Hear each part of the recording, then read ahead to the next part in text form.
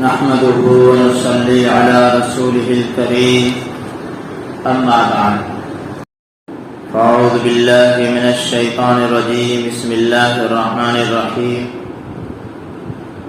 قال الله تبارك وتعالى في القرآن المجيد والفرقان الحميد بسم الله الرحمن الرحيم قاف والقرآن المجيد بل عجبوا أن جاءهم منذر منهم فقال الكافرون هذا شيء عجيب أإذا متنا وكنا ترابا ذلك رجع بعيد قد علمنا ما تنقص الأرض منهم وعندنا كتاب حفيظ صدق الله العظيم. درود شریف پڑھو. اللهم صل على سيدنا ومولانا محمد وعلى آل سيدنا ومولانا محمد وبارك وسلم. اللهم صل على سيدنا ومولانا محمد وعلى آل سيدنا ومولانا محمد وبارك وسلم. اللهم صل على سيدنا ومولانا محمد وعلى آل سيدنا ومولانا محمد وبارك وسلم.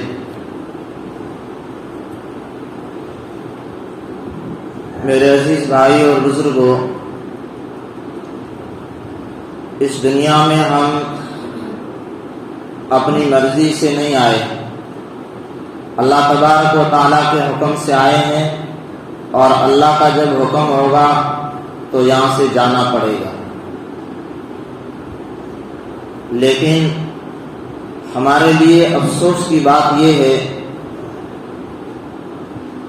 کہ ہم دین کی باتوں کو سننے کی حد تک ہی سنتے ہیں. میں آپ کے سامنے دین کی بات کر رہا ہوں تو ہماری نیت یہ ہونی چاہیے کہ دین کی بات کو ہم سمجھیں گے اور اس پر عمل کریں گے. اصل ہے عمل، سمجھ کر عمل کرنا، یہی اصل ہے. ورنہ پوری زندگی باتیں سنتے رہیں گے اور سناتے رہیں گے، زندگیوں میں کوئی فرق نہیں آئے گا.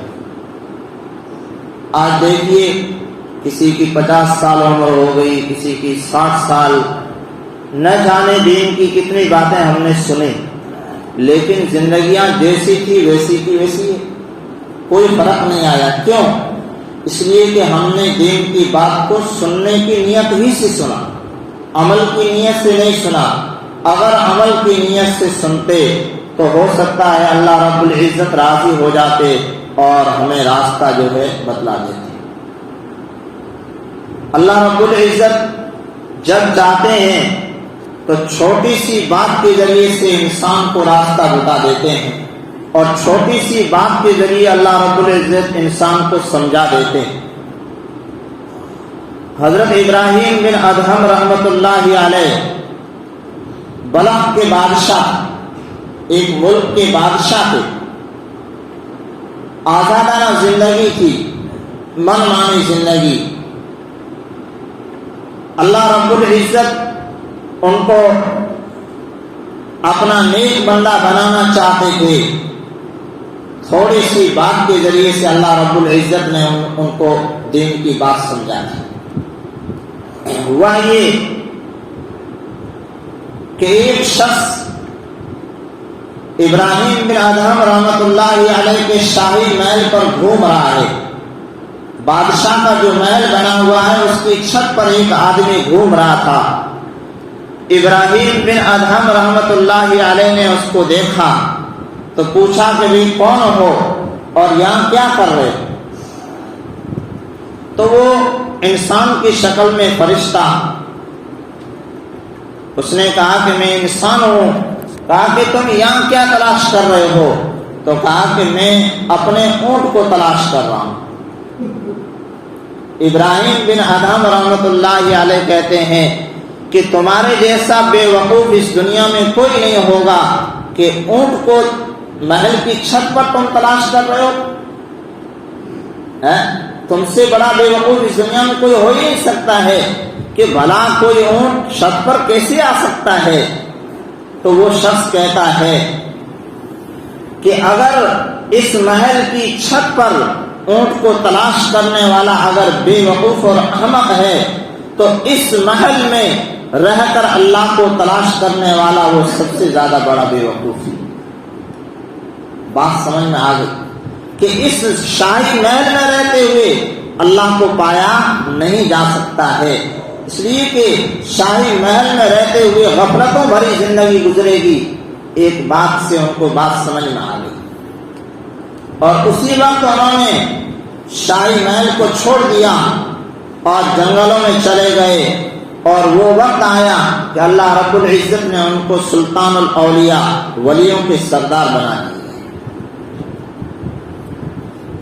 تو ایک چھوٹی سی بات کے ذریعے سے اللہ اگر چاہے تو بندے کو ہدایت دے سکتا ہے، لیکن نیت بھی تو ہونی چاہیے۔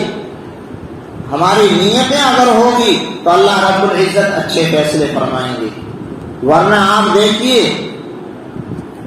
کہ کتنے بڑے افسوس کی بات ہے کہ ہم جانتے ہوئے بھی گناہ کرتے ہیں، ہمیں معلوم ہے ایک بات پھر بھی گناہ کیے جا رہے ہیں۔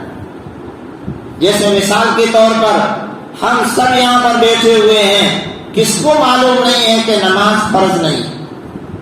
سب کو معلوم ہے کہ نماز فرض ہے، ہر ایک بندہ جانتا ہے، لیکن جاننے کے باوجود کتنے لوگ نماز پڑھتے ہیں؟ شاید اتنی بڑی صفوں میں 10 لوگ نکلیں گے مشکل سے جو نماز پڑھتے ہیں۔ کیوں؟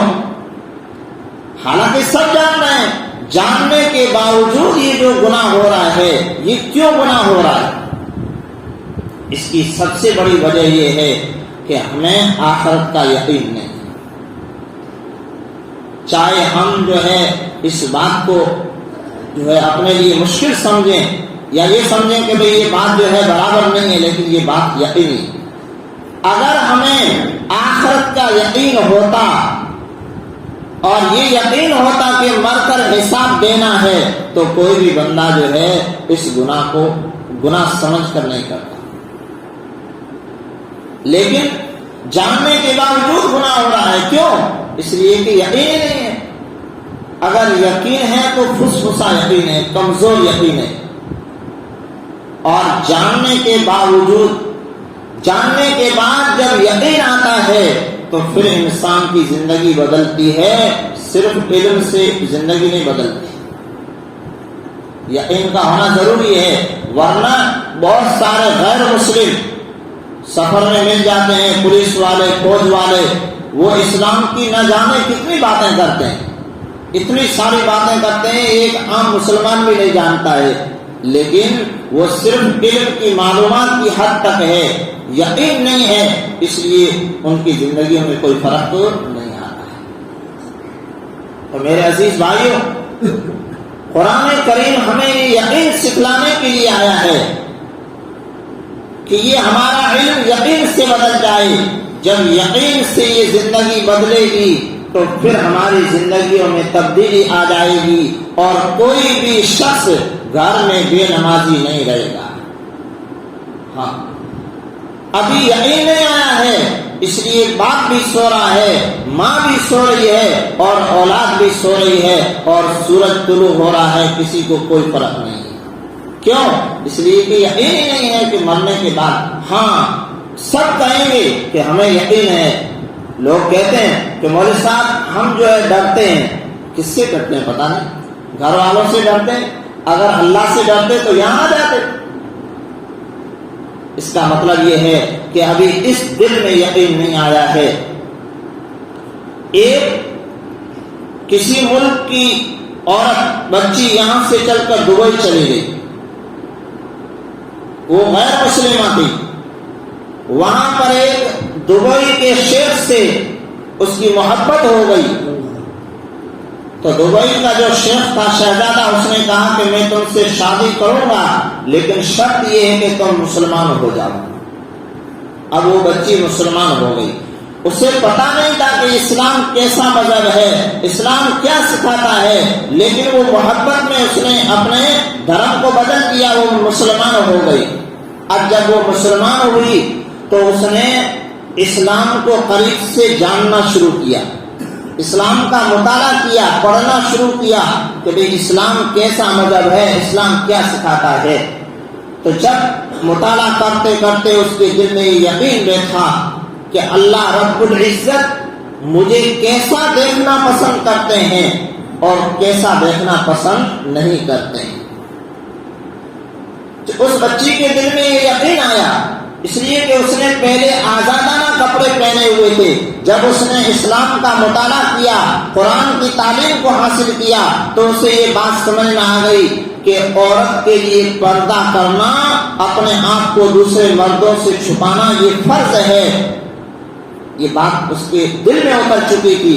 اب وہ شوہر کو کہے بغیر بازار گئی اور اس نے پردہ لیا، پردے والے کپڑے لیے اور وہ واپس گھر آ گئی۔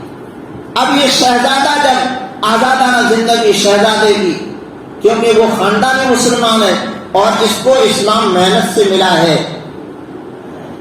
جب وہ گھر واپس آیا تو اس نے دیکھا کہ ناخنوں سے لے کر اور سر کے بالوں تک بالکل ڈھکی ہوئی پردے کے ساتھ میں، تو اس نے کہا کہ یہ جو ہے بدلاؤ کہاں سے آیا، یہ تبدیلی کہاں سے آئی؟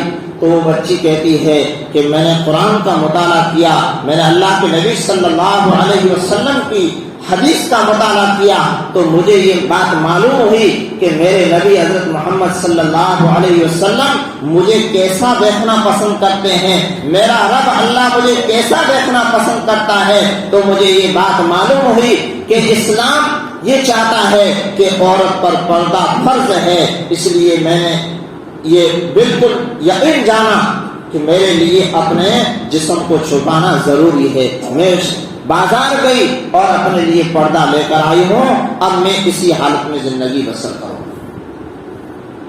اور شہزادے صاحب بالکل جو ہے داڑھی نام کی کوئی چیز نہیں، آزادانہ زندگی۔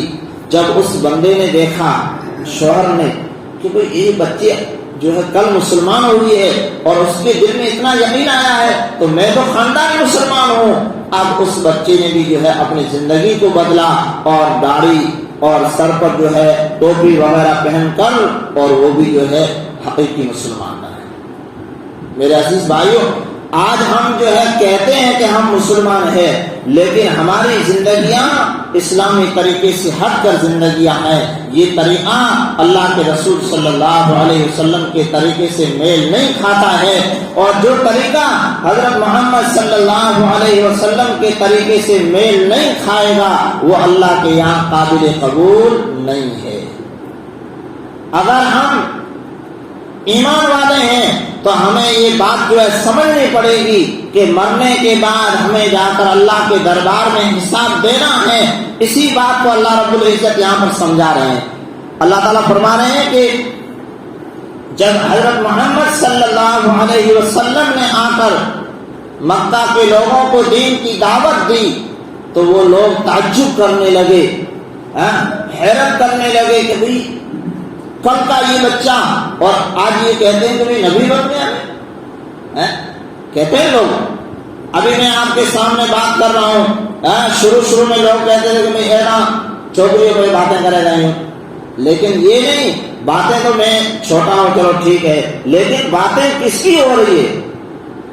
اللہ اور اللہ کے رسول کی باتیں ہو رہی ہے۔ بات اس بات میں دم ہے، میری بات میں دم نہیں ہے، اس بات میں دم ہے۔ تو وہ لوگ کہتے تھے کہ بل عجبوا ان جاءهم منذر منهم، کہتے تھے کہ ہم ہی میں سے ایک انسان ڈرانے والا آ گیا، یعنی کوئی نبی جو ہے انسان نہیں ہونا چاہیے تھا بلکہ فرشتہ ہونا چاہیے تھا۔ فقال الکافرون ھذا شیء عجیب، یہ تو ایک عجیب بات ہے۔ اگر اللہ کو کوئی نبی بھیجنا تھا تو دوسرے خاندانوں میں سے بھیج دیتے، ہمیں میں سے کیوں بھیجا ان کو؟ یہ تو ہمارے ساتھ جو ہے بڑے ہوئے ہیں، ہمارے ساتھ زندگیاں گزاری ہے، ان کا خاندان ہمارا خاندان ہے۔ اللہ تعالیٰ فرماتے ہیں کہ اچھا آگے کیا کہتے ہیں، اذا متنا وکنا ترابا، وہ لوگ کہتے تھے کہ حضرت محمد صلی اللہ علیہ وسلم یہ کہتے ہیں کہ مرنے کے بعد دوبارہ تم کو زندہ کیا جائے گا، اللہ کے دربار میں جا کر میدان حشر میں تمہیں حساب کتاب دینا ہے۔ ہاں کہتے تھے کہ اذا متنا وکنا ترابا، جب ہم مٹی ہو جائیں گے اور ہم جو ہے ایک دم چورا چورا ہو جائیں گے، ہاں، اور ہمیں جو ہے دوبارہ لوٹایا جائے گا، دوبارہ زندہ پیدا کیا جائے گا، ذالک رجل بعید، بہت دور کی بات ہے، یعنی عقل میں بات آنے والی ہے۔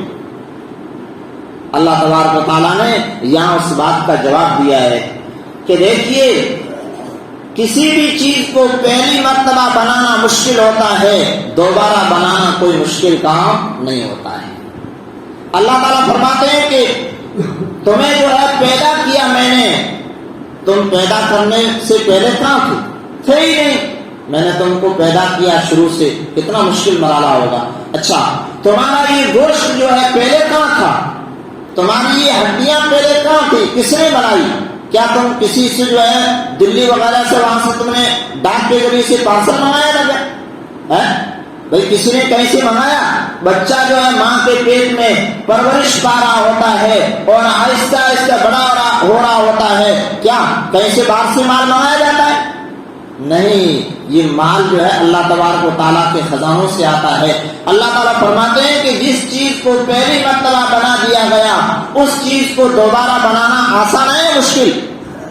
آسان ہے۔ بھائی موبائل ہے، کمپنی والوں نے بنا دیا ہے، اب دوبارہ ان کے لیے بنانا آسان ہے یا مشکل؟ آسان ہے۔ آپ دیکھیے موبائلوں کی جو ہے دکانوں میں کبھی کمی نہیں، کیوں؟ پہلی مرتبہ اس کو بنانا مشکل تھا، اب جو ہے آسان ہو گیا۔ اللہ تعالیٰ فرماتے ہیں کہ دوبارہ پیدا کرنا کوئی مشکل کام نہیں ہے۔ آپ دیکھیے انسان ہے، انسان کی زندگی میں خود انسان جب تک زندہ ہے اس کی زندگی میں بھی تو تبدیلی آتی رہتی ہے، نہیں آتا فرق؟ دیکھیے آپ چھوٹا بچہ ہوتا ہے، اس کے ہاتھ بڑے ہوتے ہیں یا چھوٹے ہوتے ہیں؟ چھوٹے ہوتے ہیں۔ اس کا جسم چھوٹا ہوتا ہے یا بڑا ہوتا ہے؟ اچھا پھر جب تھوڑا سا بڑا ہوتا ہے تو تبدیلی آتی ہے نہیں آتی ہے؟ اچھا پھر جب بوڑھا ہوتا ہے تو تبدیلی آتی ہے نہیں آتی ہے؟ چہرہ بھی جو ہے دوسری شکل کا ہو جاتا ہے۔ اب جب وہ آدمی بوڑھا ہو گیا ہے، اگر اپنے بچپن کی اگر وہ تصویر کو اگر فوٹو کو دیکھ لے تو وہ اپنے کو پہچان بھی نہیں پائے، ہوتا نہیں ہوتا ہے؟ آپ مارو نا اپنے جوانے کی جو ہے تصویر بتاؤں فوٹو بتاؤں تو وہاں سے تم ایڑ ہو، تو وہاں سے مونچھیں وغیرہ کام کے تو انسان تبدیلی آتی ہے لیکن کوئی فرق نہیں ہوتا، محسوس ہوتا ہے کبھی فرق؟ کیوں؟ اس لیے کہ انسان کے جسم میں تبدیلی ہو رہی ہے بے شک، لیکن روح تو وہی کی وہی ہے، روح وہی ہے۔ اب جب انسان مر جائے گا تو قبر میں جب اس کو دفن کر دیا جائے گا تو وہاں سے مٹی کہیں بھی چلی جائے کیا فرق پڑتا ہے؟ کوئی فرق پڑنے والا نہیں ہے۔ اللہ تبارک و تعالیٰ فرماتے ہیں کہ اس چیز کو ہم کھینچ کر اور لے آئیں گے اور پھر میدان حشر میں جو ہے اس کے جسم میں روح ڈالی جائے گی اور انسان جو ہے بن کر سامنے کھڑا ہو جائے گا۔ تو میرے عزیز بھائیوں، اللہ تبارک و تعالیٰ نے ہمیں یہ زندگی میں موقع دیا ہے۔ ابھی برسالے کا موسم ہے، میں بات کو جو ہے آگے نہیں کھینچنا چاہتا، ہم جو ہے بیٹھ کر سوچیں، کبھی جو ہے بیٹھ جائیں، تھوڑی دیر بستر پر بیٹھیں کہ آج ہم نے کتنے نیک کام کیے، کتنے جو ہے غلط کام ہوئے۔ اگر اچھے کام ہوئے ہیں تو اللہ کا شکر ادا کریں، اور اگر غلطیاں ہوئی ہیں تو ہم جو ہے رب سے معافی مانگیں۔ ہاں جب ہم دل سے اللہ سے معافی مانگیں گے تو فرشتوں کو بھی پتہ نہیں چلے گا، اللہ رب العزت گناہوں کو معاف کر دیں۔ سمجھ میں نہیں آیا؟ اللہ تبارک و تعالیٰ نے ہمارے جو اعمال ہے، ہمارے جو ظاہری عمل ہے وہ فرشتوں کو لکھنے کی ڈیوٹی دی، باقی دل کی جو باتیں ہیں، دل کے خیالات ہیں، دل کی نیت ہے، اس کی جو ہے فرشتوں کو بھی خبر نہیں۔ کیوں؟ اللہ تعالیٰ نے فرمایا انہ علیم بذات الصدور، دلوں کی دھڑکنوں کو اور دلوں کی بات کو جاننے والا کون ہے؟ اللہ۔ تو اگر ہم دل میں ابھی جیسے ہم بیٹھے ہوئے ہیں، اگر ہم دل میں اللہ سے معافی مانگ لیں کہ یا اللہ غلطیاں ہوئی، ہم مجرم ہیں، پاپی ہیں، بے شک ہم نے تیرے حکموں کو توڑا ہے، تیرے پیارے نبی حضرت محمد صلی اللہ علیہ وسلم کے طریقوں کو ہم نے چھوڑا ہے، آج ہم زندگی کو بدلنے کی جو ہے نیت کر رہے ہیں، آج کے بعد ہم گناہ نہیں کریں گے۔ جب ہم نیت جو دل سے یہ کریں گے تو فرشتوں کو بھی پتہ نہیں چلے گا اور اللہ جو ہے قلم چلا دے گا۔ تو سب جو ہے اللہ تبارک و تعالیٰ سے معافی مانگیں گے، اور میرے عزیز بھائیوں جو ہے نماز کی فکر کریں۔ کہتے کہتے جو ہے سفیدیاں آ گئی ہے، اور سنتے سنتے تمہاری بھی سفیدیاں آ گئی ہے، لیکن کب زندگیاں بدلے گی پتہ نہیں۔ اچانک جو ہے ہم آئے دن حالات سنتے ہیں کہ کل فلاں وہ آدمی زندہ تھا، آج نہیں ہے، مرنے کے بعد کوئی موقع نہیں دیا جائے گا۔ اس لیے ہم جو ہے یہ فکر کریں کہ جتنے یہاں پر بیٹھے ہیں کہ ہم جو ہے آج سے انشاءاللہ نماز شروع کریں گے۔ ارے بھائی انشاءاللہ بول لو، اللہ تبارک و تعالیٰ کے خزانوں میں کوئی کمی نہیں ہے، اگر قبول ہو گئے تو بہت بڑی قسمت ہوگی، ورنہ جو ہے ناقبول تو ہوئے بیٹھے، ناقبول تو ہوئے بیٹھے۔ اگر قبول ہو جاتے تو اللہ تعالیٰ بلا لیتے۔ بھائی ہم جو ہے اپنے یہاں دعوت میں کس کو بلاتے ہیں؟ جن سے محبت ہوتی ہے ان کو بلاتے ہیں، تو اللہ جن سے محبت کرتے ہیں ان کو اپنے گھر میں بلاتے ہیں، اور جن سے محبت نہیں ہے ان کو دور بیٹھا دیا ہے، کبھی بیٹھے رہو بس۔ اللہ تبارک و تعالیٰ ہمیں سمجھ کر عمل کرنے کی توفیق عطا فرمائے۔ کے نیچے سبسکرائب کے بٹن پر کلک کریں، بیل کے آئیکن پہ کلک کیجیے تاکہ ہر نئی ویڈیو کی نوٹیفیکیشن آپ کو مل جائے۔